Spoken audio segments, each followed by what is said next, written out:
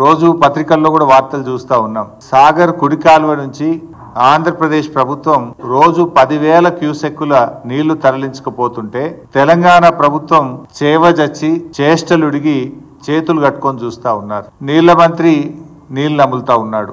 ఒక్క మాటలో చెప్పాలంటే తెలంగాణ భూభాగానికి నీళ్లు మళ్లించిన ప్రభుత్వం బీఆర్ఎస్ ప్రభుత్వం అయితే చేతగాక నీళ్లు నములుతున్న ప్రభుత్వం ఇవాళ కాంగ్రెస్ ప్రభుత్వం. 3 నెలలుగా సాగర్ కుడి కాలువ నుంచి రోజు 10,000 క్యూసెక్కులు పోతా ఉన్నాయి. మరి ముఖ్యమంత్రి గారు, నీటిపారుదల శాఖ మంత్రి గారు బెల్లం కొట్టిన రాయిలాగా చలనం లేకుండా ఎందుకు పడి ఉన్నారు? కృష్ణా జలాల్లో తాత్కాలిక ఒప్పందం ప్రకారం, సరే గతంలో మమ్మల్ని విమర్శించారు, మీరు కూడా మొన్న పోయి అదే ఒప్పందం చేసుకొని వచ్చిండ్రు. తాత్కాలిక ఒప్పందం ప్రకారంగా ఆంధ్రప్రదేశ్ వాటా 512 టీఎంసీలు. కానీ ఇప్పటికే ఆంధ్రప్రదేశ్ 657 టీఎంసీలు తీసుకుపోయింది. 657 టీఎంసీలు తీసుకపోతే మీ నోరు పెగలడం లేదా అని అడుగుతా ఉన్నా. మిమ్మల్ని ఎన్నుకున్నది ఎందుకు? రాష్ట్ర హక్కులను ఆంధ్రప్రదేశ్కు తాకట్టు పట్టడానికి మిమ్మల్ని రాష్ట్ర ప్రజలు ఎన్నుకున్నారా? గడిచిన 25 రోజుల్లోనే 60 టీఎంసీల నీళ్లు తరలించారు. అంటే దాదాపు రోజుకు 2 టీఎంసీలు నీళ్లు పోతా ఉన్నాయి. అంటే తెలంగాణ నీటి ప్రయోజనాలు కాంగ్రెస్ ప్రభుత్వానికి పట్టవా? ఇవాళ మీ నిర్లక్ష్యం తెలంగాణ పాలిట పెను శాపం కాబోతా ఉంది. ఇవాళ నాగార్జున సాగర్ మనం ఆ రోజు అసెంబ్లీలో కూడా తీర్మానం చేసినాం. సిఆర్పిఎఫ్ బలగాలను వెంటనే ఉపసంహరించుకోవాలి, నాగార్జున సాగర్ ను తెలంగాణ రాష్ట్ర ప్రభుత్వ ఆధీనంలో తీసుకోవాలని మన శాసనసభలో కూడా తీర్మానం చేశాం. నవంబర్ 30, 2023 నాడు ఏ స్టేటస్ అయితే ఉందో తిరిగి ఆ స్టేటస్లో నాగార్జున సాగర్ ప్రాజెక్టు రెగ్యులేషన్ అంతా తెలంగాణ ప్రభుత్వ ఆధీనంలో తీసుకురావాలని చెప్పి స్పష్టంగా తీర్మానం చేశాం. ఏమైంది మరి? తీర్మానం చేసి ఏడాది అయింది. ఏడాది నుంచి మన చేతుల్లోకి దాన్ని తీసుకోవడంలో ఎందుకు మీరు ఫెయిల్ అవుతున్నారు? నిజంగా అది మన చేతిలో ఉంటే కుడి కాలువ నుంచి 10,000 క్యూసెక్కులు రోజు వాళ్ళు తీసుకుపోరు కదా. ఆ రెగ్యులేషన్ మీ చేతిలో ఉంటుంది కదా. ఇది మీ చేతగాంతనం వల్ల, మీ నిర్లక్ష్యం వల్ల రేపు తెలంగాణకు పెద్ద దెబ్బ తగిలే ప్రమాదం ఉన్నది. ఇవాళ సాగర్ కేంద్ర బలగాల ఆధీనంలో ఉన్నప్పుడు కేంద్ర అనుమతి లేకుండా ఇష్టారాజ్యంగా నీళ్లు తరలించుకుపోతా ఉన్నారు. ఈ విషయాన్ని మరి నువ్వు కేంద్ర ప్రభుత్వాన్ని అడగవు, చంద్రబాబు నాయుడును అడగవు. అంటే నీకు చంద్రబాబు నాయుడు అడగాలంటే నీకు ధైర్యం సరిపోతలేదు, కేంద్ర ప్రభుత్వాన్ని అడిగే దమ్ము నీకు లేదు. ఇప్పుడు అక్కడ ఉన్నది ఏంది? సిఆర్పిఎఫ్ బలగాలు. ఎవరి అవి? కేంద్ర ప్రభుత్వమి. అది ఎవరు రెగ్యులేట్ చేయాలి? కేఆర్ఎంబి. అది ఎవరి ఆధీనంలో ఉంది? కేంద్ర ప్రభుత్వ ఆధీనంలో ఉంది. Then why are you not asking? అటు కేంద్రాన్ని అడిగే దమ్ము లేదు, చంద్రబాబుని అడిగే ధైర్యం లేదు నీకు. మరి నీ నిర్లక్ష్యం వల్ల, మీరు నోరు మెదపకపోవడం వల్ల ఈ రాష్ట్రంలో పంటలు దెబ్బతినే ప్రమాదం ఉంది. ఎగరమంటే విపక్షం మీద వికార భాషలో జానెడు ఎగురుతావు. మా మీద ఎగురుతుంటాడు కదా ప్రతిపక్షం మీద. వికారమైనటువంటి భాషలో ప్రతిపక్షాల మీద మాత్రం బాగా ఎగురుతుంటావు. ఎగరాల్సిన చోట ఎగరడానికి చేతనవుతుంది నీకు. ఇప్పుడు ఎగరాల్సింది ఏడను? కేంద్ర ప్రభుత్వం మీద ఎగరాలి. ఆంధ్రప్రదేశ్ యొక్క అక్రమ నీటి వాడకం మీద ఎగరాలి. ఎగరాల్సిన చోట మాత్రం ఎగురుతలేవు, ప్రతిపక్షం మీద విపక్షాల మీద మాత్రం ఎగురుతా ఉంటావు. వికారమైన భాషలు ఎగురుతుంటావు నువ్వు. ఈడెందుకు ఎగురుతలేవు?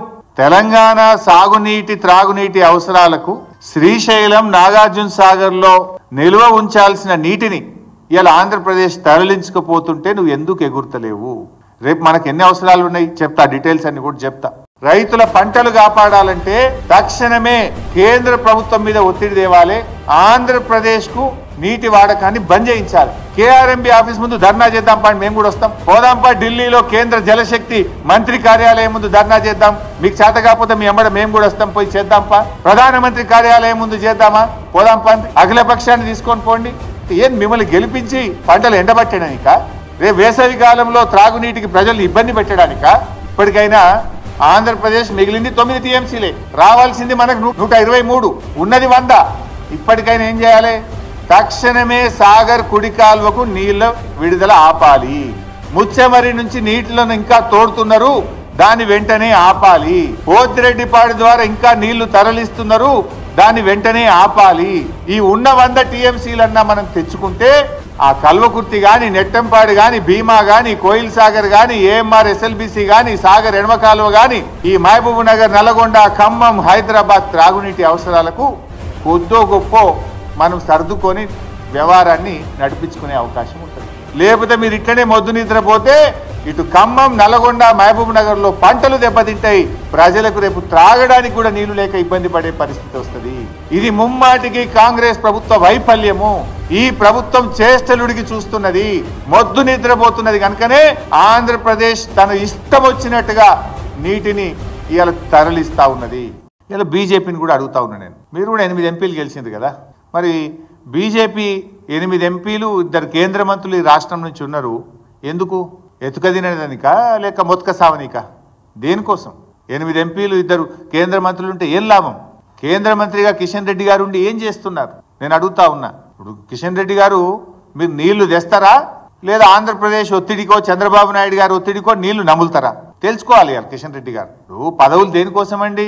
రాష్ట్రంలో ఏ ప్రజలైతే మిమ్మల్ని ఎన్నుకున్నారో ఆ రాష్ట్ర రైతులకు, ఆ రాష్ట్ర ప్రజలకు వాళ్ళ అవసరాలు తీర్చడానికి పదవులు. మరి అక్కర్రాని ఆ పదవులు ఉంటేం లాభం, లేకపోతే ఏం లాభం? రాష్ట్ర హక్కులు కాపాడలేని పదవులు ఉండి ఏం ప్రయోజనం అని నేను అడుగుతా ఉన్నా.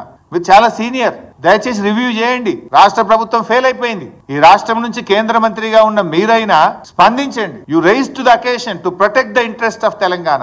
సందర్భం వచ్చినప్పుడు నిలబడాలి, రాష్ట్రం కోసం నిలబడాలి, గట్టిగా పోరాటం చేయాలి. మీకు కనబట్టలేదా ఆంధ్రప్రదేశ్ ప్రభుత్వం చేస్తున్న జలదోపిడి? కిషన్ రెడ్డి గారు కనబట్టలేదా? రేపు సాగర్లో నీళ్లు తగ్గితే మీరు ప్రాతినిధ్యం వహిస్తున్న సికింద్రాబాద్ పార్లమెంట్ నియోజకవర్గ ప్రజల త్రాగునీటి అవసరాలు కూడా ఇబ్బందులు పడతాయి. కృష్ణా బోర్డు మీ పరిధిలోనే ఉంది కదా కిషన్ రెడ్డి గారు, మీరు రివ్యూ చేయండి. కేంద్ర ప్రభుత్వ పరిధిలోనే కృష్ణా బోర్డు ఉంది. హైదరాబాద్ వస్తున్నారు కదా, పిలవండి కేఆర్ఎంబిని. 3 మెన్ కమిటీ ఎందుకు ఈసారి సమావేశం కాలేదు? కేఆర్ఎంబి అనుమతి లేకుండా 3 మెన్ కమిటీ నిర్ణయించకుండా 666 టీఎంసీల నీళ్లను ఆంధ్రప్రదేశ్ ఎట్లా తీసుకుపోయిందో ప్రశ్నించండి. ఎందుకు అడగరు మీరు? మీ ప్రతాపం ఎంతసేపు మా మీదనేనా?